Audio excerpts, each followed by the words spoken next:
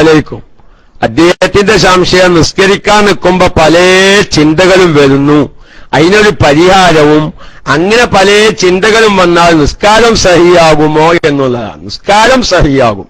നിസ്കാരത്തിന്റെ ഷർത്തുകളും ഫർളുകളും ഒപ്പിച്ച് നിസ്കരിച്ചു, മനസ്സിൽ പലജാതി ചിന്തകൾ വന്നാലും നിസ്കാരം സഹിയാകും. പക്ഷെ അതിന് പിന്നെ പ്രതിഫലം കിട്ടുമോ ഇല്ലേ, അതൊക്കെ വേറെ ചർച്ച. പിന്നെ അതിനുള്ളൊരു പരിഹാരം തൽക്കാലം ഞാൻ പറഞ്ഞുതരാം. അതൊരു 3 കാര്യം പറഞ്ഞു തരാം. എന്റെ പ്രിയപ്പെട്ട ശ്രോതാവ് അത് കേൾക്കുന്നുണ്ടെങ്കിൽ ഒരു 3 ആഴ്ച അത് ചെയ്യുക. 3 ആഴ്ച ചെയ്തിട്ട് നിങ്ങൾക്ക് മാറ്റമുണ്ടെങ്കിൽ വിവരം അറിയിക്കുക.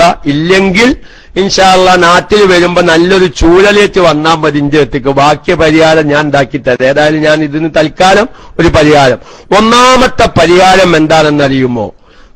കാമിലായ ശാഫിഈ മദ്ഹബ് പ്രകാരം എല്ലാ സുന്നത്തുകളും ഫറളുകളൊക്കെയും പാലിച്ചൊരു വുളൂ ചെയ്യുക. ഇതില്ലാത്തത് തന്നെ നമുക്ക് നിസ്കരിക്കാനുള്ള ഒരു ഭയഭക്തി ഇല്ല. നമ്മളൊരു കാക്ക കൊലിച്ച മാതിരി ഒരു ഒതുണ്ടാക്കുക, ഇതുകൊണ്ട് ശൈത്താൻ പോകുന്നില്ല. ശാഫിഈ മദ്ഹബ് പ്രകാരമുള്ള എല്ലാ സുന്നത്തുകളും പരിഗണിച്ച് ഒരു വുളൂ എടുക്കുക. എന്നിട്ട് എന്ത് ചെയ്യുക? നിസ്കരിക്കാൻ നിൽക്കുന്നു എന്നൊരു പ്രത്യേക ബോധമുണ്ടാവുക. പലപ്പോഴും പലവരും നിസ്കരിക്കാൻ നിൽക്കുന്ന തക്ബീറത്തുൽ ഇഹ്റാം ചൊല്ലുന്നത് വരെ മൊബൈലിലേക്കാണ് നോട്ടം. അതൊക്കെ ഒന്ന് ഒഴിവാക്കി ഒരു നിസ്കരിക്കാൻ നിൽക്കുക എന്നൊരു പ്രത്യേകമായ അവസ്ഥ. ആ നിസ്കാരത്തിൽ അത് പലവരും ചെയ്യാത്തത് കൊണ്ട് പല ചിന്തയിലേക്കും പോകുന്നത്.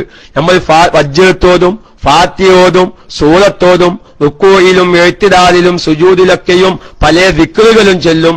ഈ ചൊല്ലുന്ന ദിക്റുകളുടെ അർത്ഥം പഠിച്ച് ചൊല്ലുന്ന സമയത്ത് അതിന്റെ അർത്ഥം ചിന്തിക്കുക. ഒരു പരിധി വരെ പരിഹാരം കിട്ടും. അല്ലാതെ ഒറ്റടിക്കണ്ട് പരിഹാരമാവുന്നല്ല. ഫാത്തിഹ ഓതുമ്പോ ഫാത്തിഹാന്റെ അർത്ഥം ചിന്തിക്കുക, അത്തഹിയാത്ത് ഇരിക്കുമ്പോ അത്തഹിയാത്തിന്റെ അർത്ഥം ചിന്തിക്കുക, അതിന് അത്തഹിയാത്തിന്റെ അർത്ഥം പഠിക്കണം, ഫാത്തിഹാന്റെ അർത്ഥം പഠിക്കണം, എഴുത്തിദാലിലെയും സുജൂദിലെയും റുക്കൂയിലെയും ദിക്റുകളുടെയും തസ്ബീഹുകളുടെയും അർത്ഥം പഠിക്കണം.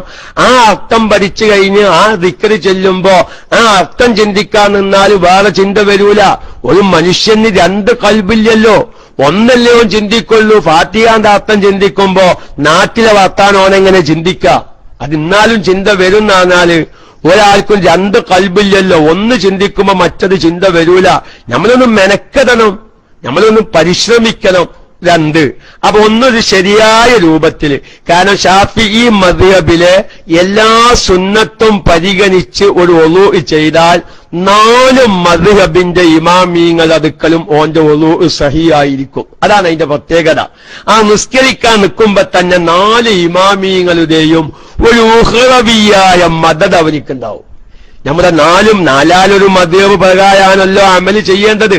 ശാഫിഈ മദ്ഹബിലെ എല്ലാ സുന്നത്തും പരിഗണിച്ച് ഒരു വുളൂ ചെയ്താൽ 4 ഇമാമീങ്ങളുടെ അഭിപ്രായവും ഇവൻ അംഗീകരിച്ചവനാവും.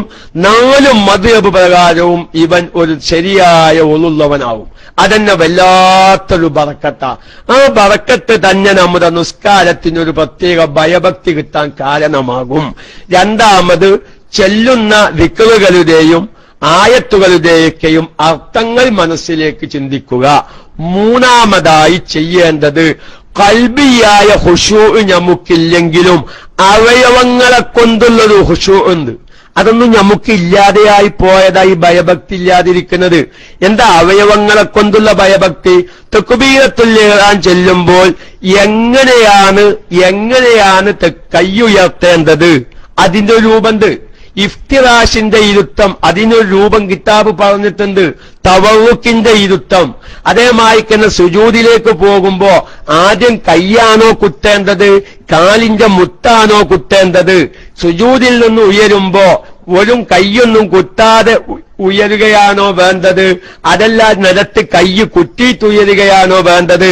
രണ്ടാമത്തെ റക്അത്തിൽ അത്തഹിയ്യാത്തോതി 3-ാമത്തെ റക്അത്തിലേക്ക് ഉയരുന്ന സമയത്ത് 2 കൈയും ചുമലിന്റെ നേരെ ഉയർത്തുക. അങ്ങനെ ഒരു അവയവങ്ങളെ കൊണ്ടുള്ളൊരു ഭയഭക്തിയുണ്ട്.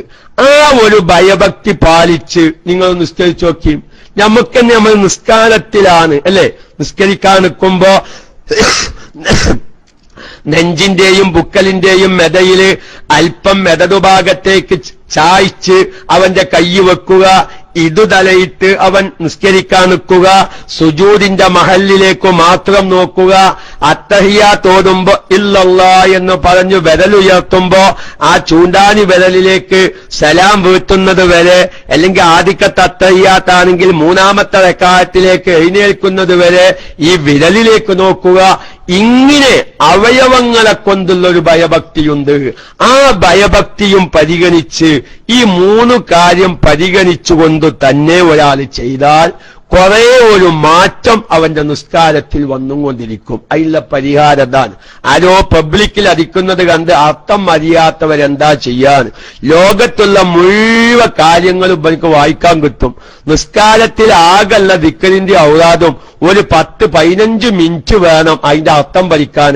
അതിന്റെ അർത്ഥം പഠിക്കാൻ ഒഴിവില്ലാത്തോല് തൽക്കാലം ഖദ് അഫ്ലഹൽ മുഅ്മിനൂനല്ലദീന ഹും ഫീ സലാത്തിഹിം ഖാശിഊൻ, ഭയഭക്തിയുള്ള നിസ്കാരക്കാരെ ആഖിറത്തിൽ വിജയിക്കുകയുള്ളൂ.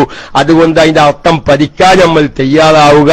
ശരിയായ രൂപത്തിലൊരു വുളൂഅ്, നിസ്കരിക്കാൻ നിൽക്കാണ് എന്നൊരു ബോധം, അതുപോലെ തന്നെ ചൊല്ലുന്നതിന്റെയും പറയുന്നതിന്റെയും അർത്ഥങ്ങൾ കൽബിലേക്ക് കൊണ്ടുവരിക, അവയവങ്ങളെ കൊണ്ടുള്ള ഒരു ഭയഭക്തി പരിഗണിച്ച് നിസ്കരിക്കുക. ഇങ്ങനെ നമ്മളൊന്ന് മെനക്കെടുമ്പോ അള്ളാന്റെ ഭാഗത്ത് നിന്ന്, എന്താ ഞാൻ അത് പറയാൻ കാരണം, ശരീഅത്ത് ഉൾക്കൊണ്ട് ജീവിക്കുമ്പോൾ അവന്റെ കൽബ് പ്രകാശിക്കും. അള്ളാഹുവിന്റെ നൂറു തജല്ലിയാത്ത് അവന്റെ കൽബിലേക്ക് ഇറങ്ങി വരും. ഇത് മഹാനായ സൈനുദ്ദീൻ മഖ്ദൂം റളിയല്ലാഹു തആല അൻഹു അതിക്കയിൽ പറയുന്നത് കാണാം. ശരീഅത്തിന്റെ ലാഹിറുണ്ട്, അതിന്റെ കുറെ നിസ്കരിക്കാൻ നിൽക്കുമ്പോ അതിന്റെ സുന്നത്തും കാര്യങ്ങളൊക്കെ അതിങ്ങനെ പരിഗണിച്ച് നമ്മൾ അമല് ചെയ്യുമ്പോ എങ്ങനെയാണ് ഇഫ്തിറാഷിന്റെ അർത്ഥം, എങ്ങനെയാണ് തവറുക്കിന്റെ അർത്ഥം, തക്ബീറത്തുൽ ഇഹ്റാമിൽ കൈ ഉയർത്തേണ്ടത് എങ്ങനെ, ഇതൊക്കെ ഇങ്ങനെ പരിഗണിച്ച് ചെയ്യുമ്പോ അവന്റെ കൽബ് ഇങ്ങനെ ലിയനൂറ കൽബുൻ, ആ ബൈറ്റ് എനിക്ക് ഓർമ്മ വരുന്നില്ല, അവന്റെ കൽബ് ഇങ്ങനെ പ്രകാശിക്കും. കൽബ് പ്രകാശിക്കുമ്പോ അള്ളാഹുവിന്റെ ഒരു നോട്ടം അവന്റെ കൽബിലേക്ക് വരും. അള്ളാഹുവിന്റെ നോട്ടം അവന്റെ കൽബിലേക്ക് വരാൻ തുടങ്ങിയാൽ പിന്നെ അവന്റെ കൽബിൽ അള്ളാന്റെ മുമ്പിൽ നിൽക്കുമ്പോ ചിന്തകളൊക്കെ അകന്നകന്നു പോകും.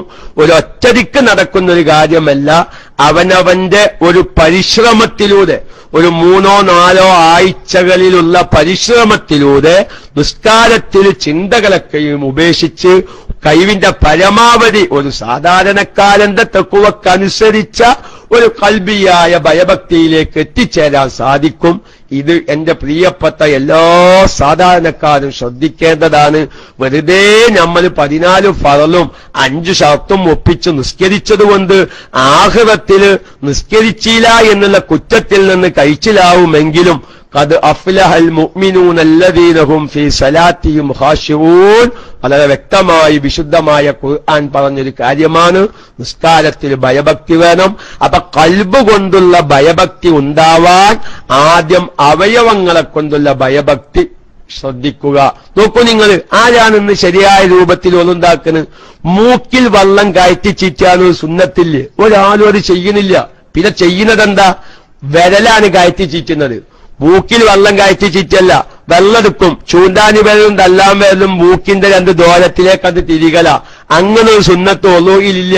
ഒരല്പം വെള്ളം മൂക്കിലേക്കൊന്ന് കയറ്റി ചീറ്റിയാല് കരിമൂക്കിന്റെ അവിടേക്ക് ശൈത്താൻ ഇരിക്കുന്നുണ്ടാവും. ആ ശൈത്താൻ നേരെ കീപ്പത്ത് പോകും. അപ്പൊ അങ്ങനെ നമ്മൾ സുന്നത്തെടുക്കുമ്പോ നമ്മുടെ ദേഹത്തിൽ നിന്ന് ശൈത്താൻ മാറിയിരിക്കും.